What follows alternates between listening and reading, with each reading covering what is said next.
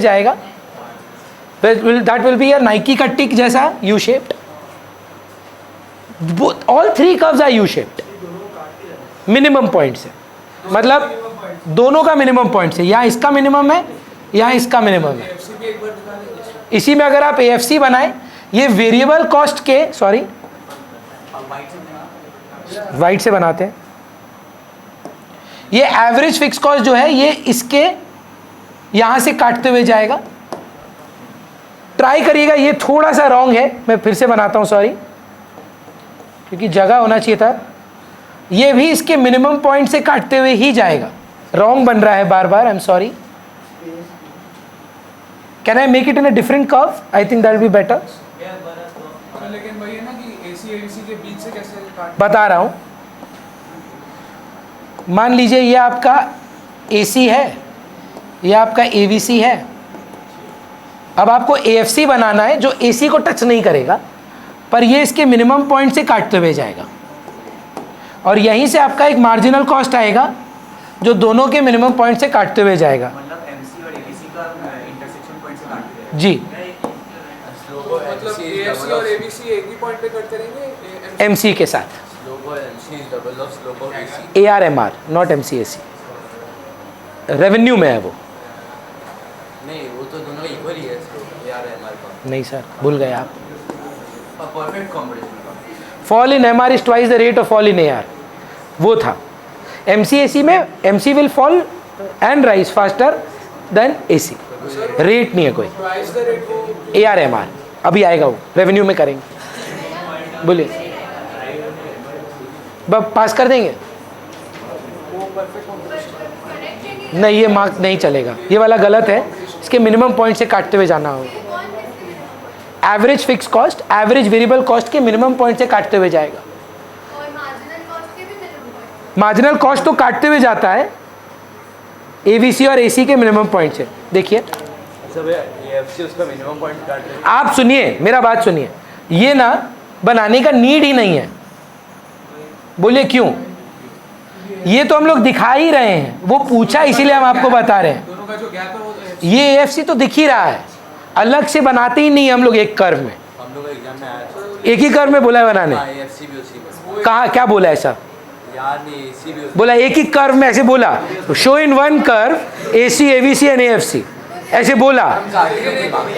ऐसे स्पेसिफिकली बोलेगा कि एक ठो में बना के दिखाओ. प्रॉपर्टी है ना कि जो मिनिमम ऐसे बोलेगा, show me in one diagram where total fix cost variable cost. आप 3 में बनाओ ना, कौन मना कर रहा है आपको? अगर बोला रिलेशनशिप दिखाओ, हाँ रिलेशनशिप किसका? AC MC और AFC सबका. सबका. ये सब जो है ये हाँ तो MC AC और AVC तो है लल्लू. AFC का कोई रिलेशन ही नहीं है, और अगर है तो डिस्टेंस तो दिख ही रहा है. सर एक प्रॉपर्टी थी ना मिनिमम पॉइंट, बस वही हम आपको बता रहे हैं कि उसका मिनिमम पॉइंट से काटेगा, और कोई नीड नहीं है. AC और AVC के बीच में होगा, वही लास्ट में AFC में होगा. हाँ, वो तो क्यों दिखाना है आपको? आपको बोला रिलेशनशिप दिखाओ AC AVC MC का, ये डायग्राम में दिखाओ, बस बात खत्म. हाँ, ये तो शेड करके दिखाए. हाँ, मतलब वो नहीं, लेफ्ट में एक मिनिमम पॉइंट है, एक राइट में उस वाली प्रॉपर्टी में दिखाना होगा. वो अलग क्वेश्चन है सर, वो अलग कहानी है. मैं आपको ये बोल रहा हूँ, सर वो फ्रेम कैसे हो सकता है? बता रहा हूँ. बोलिए क्लियर है? और AFC हो गया? AFC AVC के मिनिमम पॉइंट से काटते हैं. इसका मतलब क्यों? कुछ नहीं है, बोल रहा है एवरेज फिक्स कॉस्ट गिर रहा है. आपको बेस्ट इकोनॉमीज ऑफ स्केल तब मिलती है जब एवरेज फिक्स कॉस्ट का falling portion average variable cost के मिनिमम पॉइंट पे होता है, कि लोएस्ट पॉइंट को टच करते हुए जा रहा ज़्यादा एफिशिएंसी. है. जी, चलिए यहां तक क्लियर है? बात बंद करिए ना एक बार फिर से.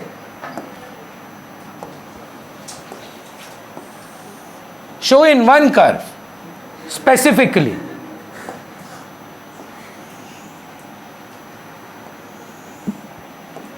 total variable cost, total cost. Show in one curve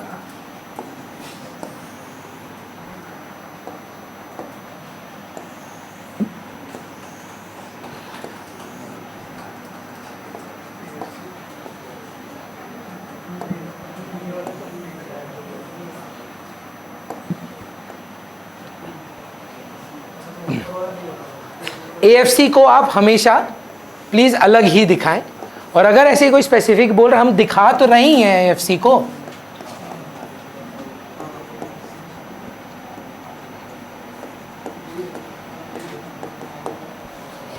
ऐसे एरो दिखा के तब बोल सकते हैं AFC। कहाँ एरो?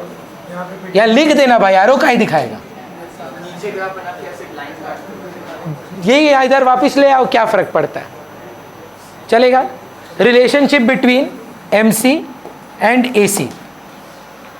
पहले बड़ा भाई देखिए कौन है, इस बार एवरेज है, एवरेज गिरेगा,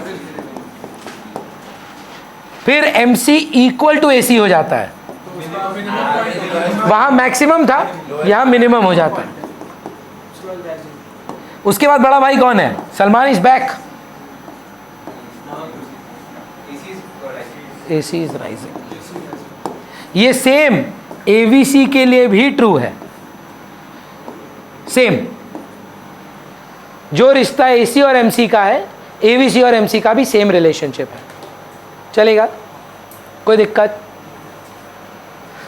दो इंपॉर्टेंट सवाल हैं जो जनरली छूट जाते हैं क्योंकि डायरेक्ट क्वेश्चन नहीं है। सबसे पहला, वाई इज द पहले AC, AVC, MC U shaped, पर इसको आप लिखेंगे कैसे?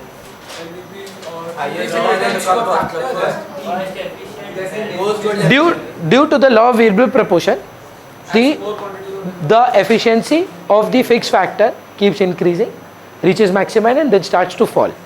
So the cost involved there is also showing efficiency and then inefficiency first, efficiency first and inefficiency later. So therefore the averages first fall, depicting efficiency, and then the averages start rising, showing stage 2 and stage 3. That is what your answer is. पूरा फिर से क्या किए, पहला बार सुने नहीं, सब फिर से सुनिए। When there is efficiency due to the law of variable proportion, the fixed factor is being better utilized. ये सुने। उसके बाद अरे बोलना, अब पहले अभी आप हमको बोले रिपीट करना, अब हमको रिपीट करने दो। पहले क्या हुआ, आपका फिक्स फैक्टर बेटर से यूटिलाइज हुआ, so due to the law of variable proportion the fix factor is better utilized. So in as there is efficiency, average cost is falling, but due to stage 1 due to stage 2 and the problems involved in stage 2 like imperfect substitutability of fixed factor with variable factor disturbing the optimum proportion, the efficiency drops, indicating a rise in the average cost. So the answer is simply LVP explained. You just can't write LVP and come. Sir इसमें doubt है, अगर answer आप किसका cost देख रहे हैं हम लोग? Of production. नहीं, सिर्फ कॉस्ट से, पर उधर आपको एफिशिएंसी है तो इधर भी आपको एफिशिएंसी मिलेगी। आपको वहाँ ये नहीं बताना होगा कि अच्छा यहाँ पे टीपी क्या हो रहा है, आपको ये बताना होगा कि स्टेज 1 पे हम एफिशिएंट हैं तो इसीलिए हमारे कॉस्ट जो है वो गिर रहे हैं। अब स्टेज 1 में क्या हो रहा है वो आपको नहीं बताना है, आपको ये बताना है कि पहले एफिशिएंसी आता है तो एवरेज कॉस्ट गिरता है और उसके बाद इनएफिशिएंसी स्टार्ट हो जाती है तो एवरेज कॉस्ट बढ़ने लगता है। हाँ वो बेटर है अगर आप लिखें। दो पेन है, increasing returns to a factor, stages भी लिख सकते हैं, दोनों करेक्ट है। चलिए ये वाला मेरा प्रिडिक्शन है बोर्ड्स के लिए, y is the minimum point of AC to the right of the minimum point of AVC। पहले तो क्वेश्चन को समझते हैं, क्या क्वेश्चन है मृदुल, बोल पाओगे? बोलो, पहले डायग्राम बना लेते हैं।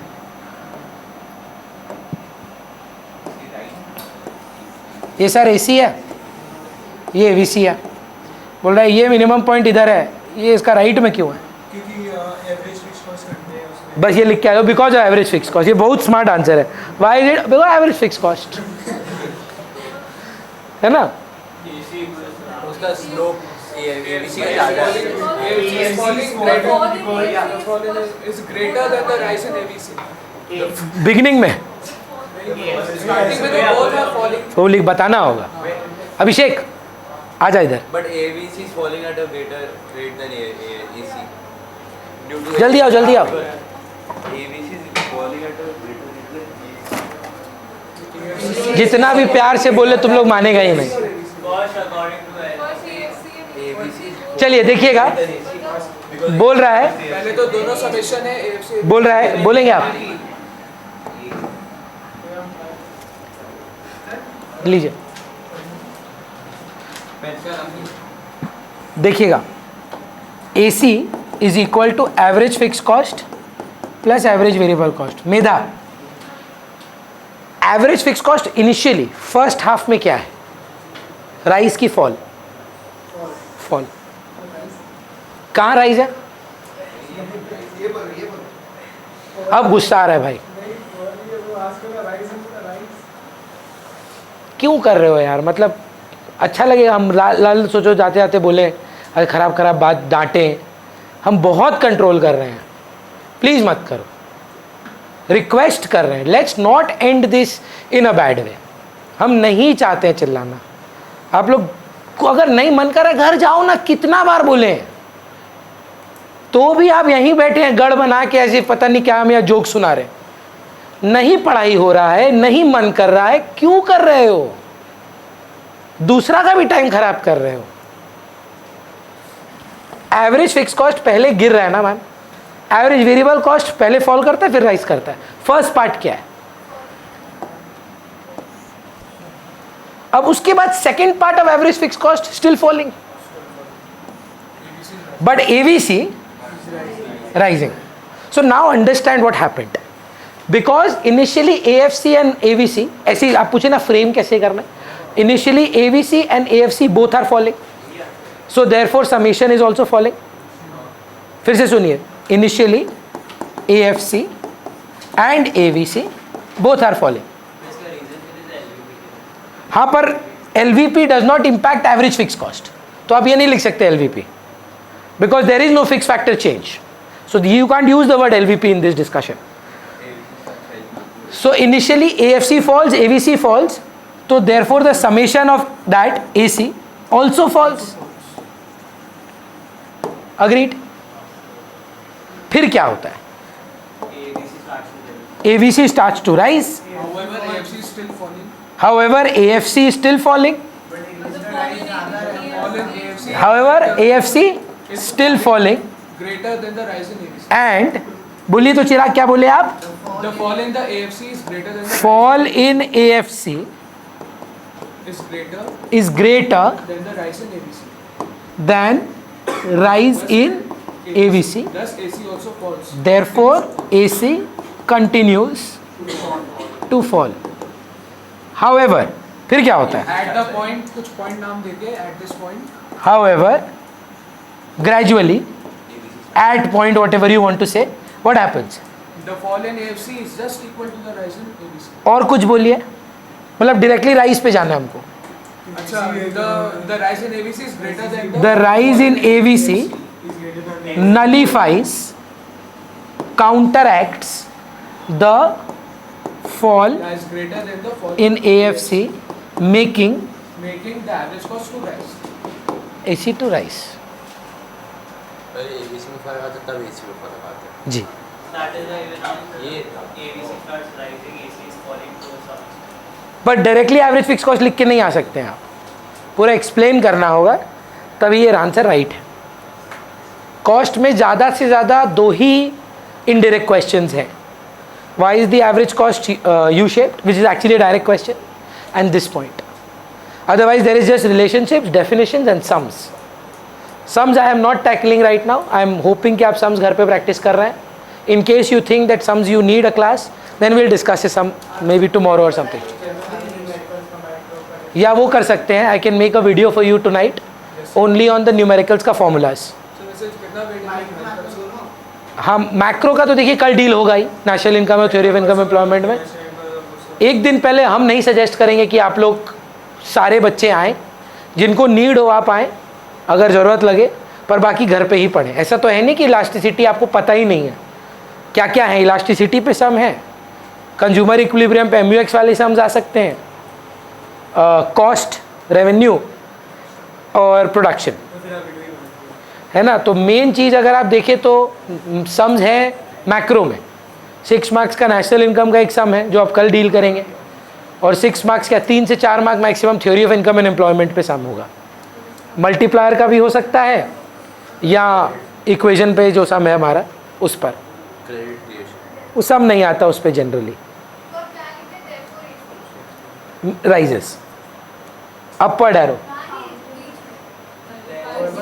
नलिफाइज, AC कंटिन्यूज टू फॉल। चलें आगे, चलें आगे। यहां पे आपका कॉस्ट खत्म होता है, बाकी है क्या?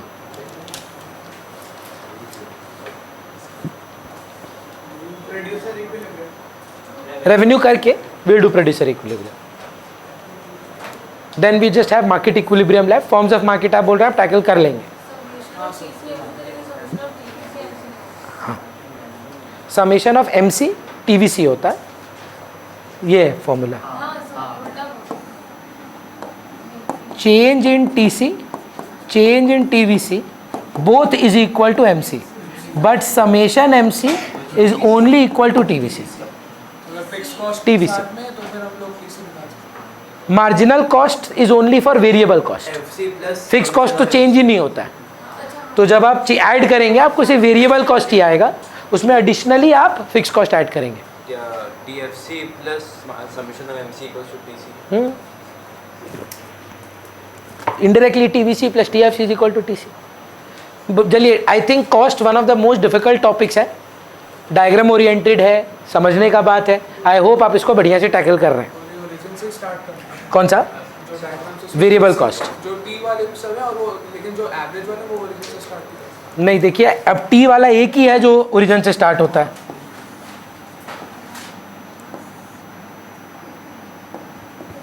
ना ये ओरिजिन से स्टार्ट होता है ना ये ओरिजिन से स्टार्ट होता है, तो सिर्फ एक ही है सर जो ओरिजिन से स्टार्ट होता है, वो है वेरिएबल कॉस्ट।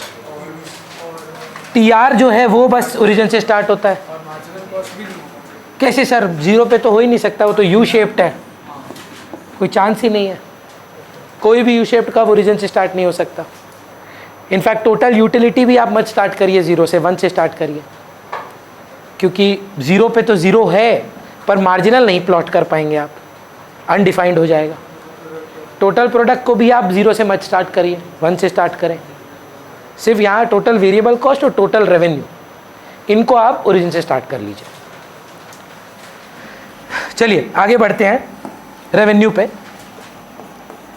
अब रेवेन्यू को इन्होंने 2 पार्ट में तोड़ा, परफेक्ट कंपटीशन और imperfect competition.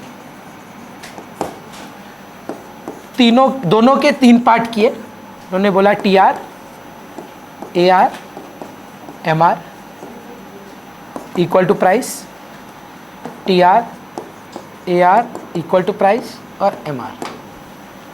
Only under perfect competition इन्होंने बोला भाई हम तीनों एक हैं, but under imperfect competition AR equal to price तो ठीक, but not equal to MR। अब बात कर ले, परफेक्ट कंपटीशन एक सिचुएशन है जहां पर large number of buyers and sellers हैं, जो रियलिटी नहीं है, एग्जिस्ट नहीं करता, पर सब लोग ना सेम चीज बेच रहे हैं और दाम पे कोई कंट्रोल नहीं है। They are so insignificant that they can't change the price of the commodity. Large number of buyers and sellers, they have zero control in the price, they are known as price takers. So if the price has been set as 1200, they can't sell at 1199 also. Everybody has to sell at 1200, n number of commodities, मतलब एक बेचो कि 1 करोड़ 1200 में ही बिकेगा। That kind of a market is called perfect competition, where there is free entry, free exit, where there is no selling cost, where there is no transportation cost, and also everybody is selling homogeneous goods and there is perfect knowledge and perfect mobility of fixed factors of production. इतना सारा feature तो आप समझ ही गए exist नहीं करता. करता है तो क्या? इम्परफेक्शन, जिसमें भी एक का आप नहीं पढ़ सकते ओलिगोपोली का, क्योंकि उसका डिमांड कर्व डिटरमाइनेबल नहीं है. उसका एक फीचर है इनडिटर्मिनेबल डिमांड कर्व, तो उसका डिमांड कर्व नहीं निकाला जा सकता because of intense competition with this competitors. हाँ, तो अब बचे कौन कौन? मोनोपोली और मोनोपोलिस्टिक. याद रखिए, ज़रूरी है कि आप इसको जाने के बाद भी, क्लास 12 के बाद भी ये दिमाग में रखें. ये जो आपका कॉन्सेप्ट है ना कि मोनोपोली है तो लॉ ऑफ डिमांड नहीं काम करता है, ये झूठ है. लॉ ऑफ डिमांड चाहे आप अकेले बेचें या आप 100 लोगों के साथ बेच रहे हो, कंज्यूमर के लिए लॉ ऑफ डिमांड बिल्कुल काम करता है. आज अगर मैं कलकत्ता में एकमात्र अकेला टीचर भी बन जाऊं, मैं अगर अपना फीस बढ़ाऊंगा तो लॉ ऑफ डिमांड काम करेगा. हाँ, उतना इलास्टिक नहीं होगा बिकॉज सब्सटीट्यूट नहीं है, पर लॉ ऑफ डिमांड सर काम करेगा. So that is why whether you are in monopolistic or monopoly, you have a proper downward sloping demand curve. बोलिए. नहीं होता, अभी बताते हैं क्यों नहीं होता. पहले यहां पे आ जाते हैं. तो मान लीजिए 1 2 3 4 5 प्राइस है आपकी 100, प्राइस पर यूनिट 100, चेंज नहीं होता है. यहां से ये है आपका क्वांटिटी, ये है प्राइस, तो टीआर का फॉर्मूला है P इंटू क्यू. एक बेचे तो 2 बेचे तो 300 400 500. हर बार आपका आंसर आपको भी मिल जाएगा. हर बार जो चेंज कर रहे हैं वो क्या मिलेगा? The price of the commodity. तो हर बार हमको जो चेंज आता है वो मेरा प्राइस का ही आता है. लेकिन जब आप इधर आते हैं, रियलिटी पे आते हैं, मान लीजिए 1200 रुपया में आपको एक स्टूडेंट मिलता है. ये प्राइस है, ये क्वांटिटी है, टीआर क्या है? 1200. अब आपने दाम कर दी 1100 रुपया. क्या 2 जन जब आपके पास आएंगे सिर्फ दूसरा वाला 1100 देगा कि दोनों का ही आपको 1100 मिलेगा? ऐसा है कि पहला वाला को 1200, दूसरा वाला को 1100, कि दोनों से अब 1100, तो 2200 होता है. अब आपका जो चेंज हुआ है वो सिर्फ 100 रुपये से हुआ है कि 100 रुपये इंटू 2 रुपये खोए हैं आप, तो इसीलिए वो प्राइस के इक्विवेलेंट नहीं है, प्राइस के चेंज का डबल है sir. So the fall in MR is going to be twice the rate of the fall in AR. ये 100 से गिरा है पर आपकी इनकम 200 से गिरेगी. सोच के देखिए, क्योंकि कमोडिटी तो 2 का खोए हैं आप. समझ पा रहे हैं हम क्या बोल रहे हैं? यस, MR का स्लोप, फॉल, भाई स्लोप बोल दिया, फॉल का मतलब चेंज. चलेगा? Only if it is a linear curve, straight line curve. मतलब इम्परफेक्ट में भी क्या कर रहे हैं? 1 2 3 4 5 गिरा रहे हैं मेरा. हम लोग ये 1 से 10 पे चले जाएं तो ये ट्रू नहीं होगा. और हमारे सिलेबस में हम मैक्सिमम लीनियर कर्व्स बनाए हैं. जो नहीं बन सकती TC TVC AVC AC, obviously उनको छोड़कर. पर मैक्रो में तो कंजम्पशन फंक्शन ही चेंज कर दिया हमने. बोला नहीं, लीनियर चाहिए, कि हम लोग चाहते हैं कि बच्चों को लीनियर कंजम्पशन फंक्शन मिले. समझ पा रहे? अब डायग्राम्स की बात करते हैं. तो परफेक्ट कंपटीशन में P equal to R equal to MR. और अगर ऐसा कभी भरत बोला एक ही कर्व में बना के दिखाओ हमको, तो इधर से ही TR बना देना. जो नहीं बोलेगा बट तो भी एक कर्व जो कांस्टेंट रेट पे बढ़ता है, एक लीनियर कर्व होता है. यहाँ पर ऐसा सिचुएशन क्या है भैया? ओरिजिन से स्टार्ट कर सकते हैं आप. ये क्यों कर सकते हैं? क्योंकि 0 बेचेंगे तो 0 आएगा. सो TR is exactly like TU, exactly copy paste. It increases at a diminishing rate. It is not like TP. Why? Because TP might increase at an increasing rate first, then at a no, here only at a diminishing rate. That was law of DMU. TUMU. ये तो TU है, total revenue, और जो MR curve होगा वो MU बन जाएगा.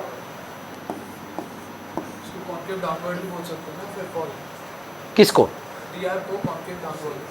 हाँ, पर फिर मैक्स होके फिर फॉल भी तो हो जाता है. तो आप तो वो तो राइज के लिए बोलेंगे सिर्फ, अजीब सा बात हो जाएगा, concave downward max and then falls. अगर कॉन्केव डाउनवर्ड कॉन्केव अपवर्ड हो तो आप वो वर्ड यूज करिए। अब ये एमआर है, एआर भी बनाएंगे हम लोग। एआर कर्व जो है ना वो उतना गति में नहीं गिरेगा जितना एमआर में गिरेगा, तो एआर कर्व इसके ऊपर से जाएगा और डाउनवर्ड स्लोपिंग कर्व होगा। हाँ मेंशन करें तो पूछे तो लिखना, अदर मत लिखना कि वो ट्वाइस वाला बात अगर स्पेसिफिकली पूछा है तो ही लिखना है। हाँ 100% लिखना है।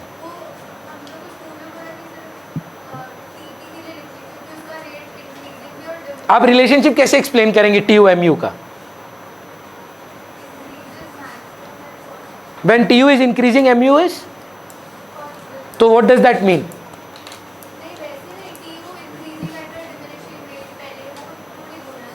तो फिर एमयू फॉल क्यों कर रहा है? आप जो रिलेशनशिप बोल रहे हैं TU is increasing, so it could increase at an increasing rate, it could increase at a constant rate, it could increase at a diminishing rate. How do you prove that mu is falling? Because every single addition is lesser than the previous one. Yes. Every single time there is an addition, is it equal, more or lesser than the previous? तो उसका मतलब क्या है? Increasing at a diminishing rate. ये तो mandatory है लिखना, मतलब it's not an option that you are getting. Whenever we are explaining any kind of a TU-MU relationship, TP-MP, TC-MC, whatever, the rate of increment, तो फिर TVC में भी लिखना नहीं होगा फिर, total cost, it is increasing, लिख के छोड़ दो. But do we say like that? What do we say? First it increases at a diminishing rate, that is why MC falls. Then it increases at an, that is why MC rises. So यहाँ पर तो आपको 100% बोलना पड़ेगा that TR is increasing at a diminishing rate, MR falls but positive, TR max, MR 0, TR falls, MR negative. बोलिए. जब TC starts increasing at an increasing rate तभी MC starts right? जी. कोई दिक्कत है इस बात में? रेवेन्यू एंड आउटपुट बहुत इंपॉर्टेंट क्वेश्चन है. Sorry, both fall, MR falls twice the rate of AR. TR-AR हमेशा अलग अलग दिखाइएगा क्योंकि आप स्टार्टिंग पॉइंट में गड़बड़ा देंगे नहीं तो. How would you differentiate between the AR-MR of a monopolistic and a monopoly? Which one do you think is for monopoly? Second वाला मोनोपोली का, ये वाला First वाला monopolistic. This is flatter, this is P equal to AR is MR, P equal to AR. P का मतलब और क्या हो सकता है? Demand curve. What the producer is selling is what you are buying. Demand curve. तो एक सवाल आया, हमको याद है बोर्ड क्वेश्चन ही था इस बार का, बोर्ड जो हुआ इस बार, टोटल एक्सपेंडिचर मेथड से इलास्टिसिटी खोजना था. Comment on the elasticity. दूर दूर तक प्राइस क्वांटिटी नहीं था. क्या था?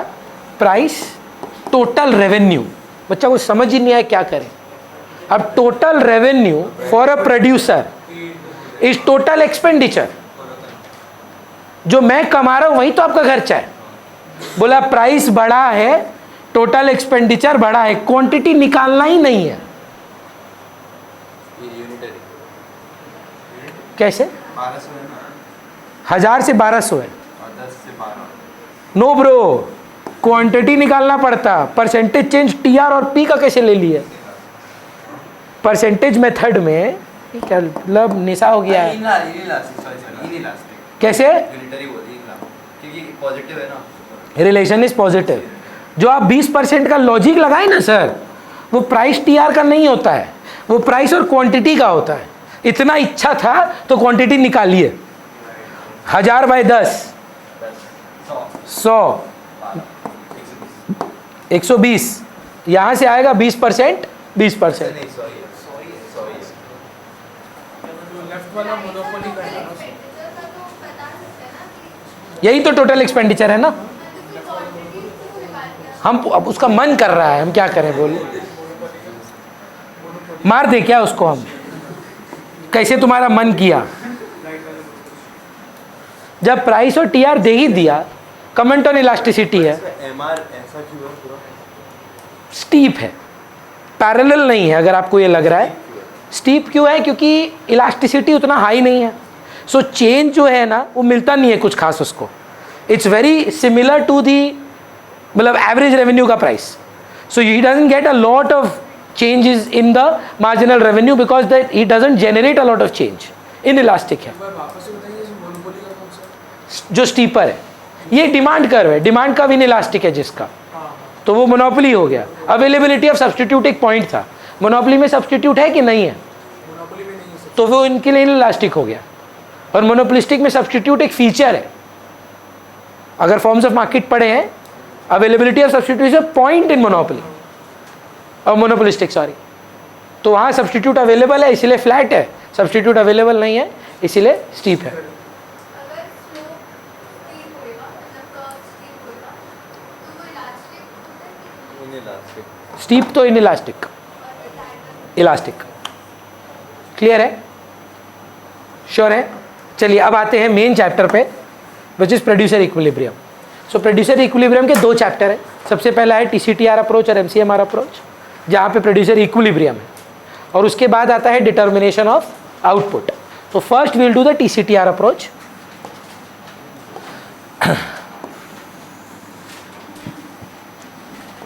अपने को टीआर कर्व चाहिए। अच्छा, जरूरी नहीं कि 45 डिग्री है, any curve which is a linear curve starting from the origin. अब 45 degree line is a preference.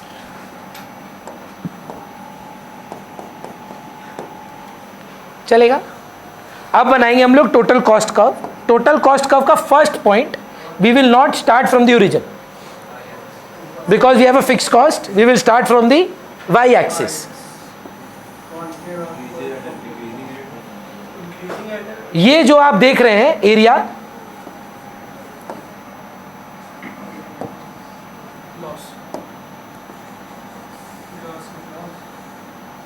Loss है, ये भी सर लॉस है। तो आज एक प्रोड्यूसर को काम करना है, अगर कुछ नहीं, शटडाउन के लिए वेरिएबल कॉस्ट चाहिए ना सर, तो ये आपको शटडाउन नहीं दिखा रहा है, कुछ नहीं दे रहा है। ये पॉइंट जो है ये ब्रेक इवन पॉइंट,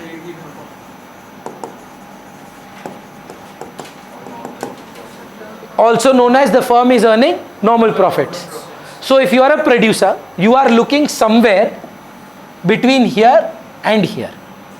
ये तो ना है, लॉस है, ये भी लॉस है, तो जो प्रॉफिट मिलेगा वो भाई इस दोनों के बीच में ही मिलेगा। तो as a producer what would you want to choose? आप चलो ना, ये ना बहुत अच्छा फीचर है, माप देते हैं। ये कितना है? 1.1 सेंटीमीटर, 1.1 सेंटीमीटर। इसमें वर्टिकल डिस्टेंस ये है 2.9, ये है 1.8, 1. पर ये स्ट्रेट लाइन नहीं होगा, स्ट्रेट लाइन में हमको चाहिए 2, और ये था 2.9। इन तीनों में बेस्ट मैक्सिमम डिस्टेंस कहाँ है भैया? ऑब्वियस बात है, तो कोई भी समझ जाएगा, सबका चीज का जरूरत नहीं है। अगर हम लोग सिर्फ एक टैंजेंट ही बना लेते तो वो उसके मिनिमम पॉइंट से काटते हुए जाएगा, पैरेलल होगा।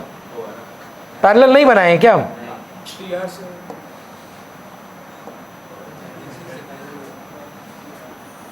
अरे पूरा ही चला गया है तो हम ले जाएंगे ऊपर।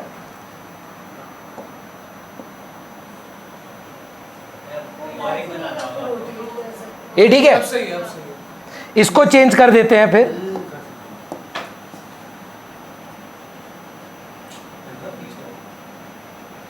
जहां पर भी पॉइंट ऑफ टेंजेंसी आएगा वही आपका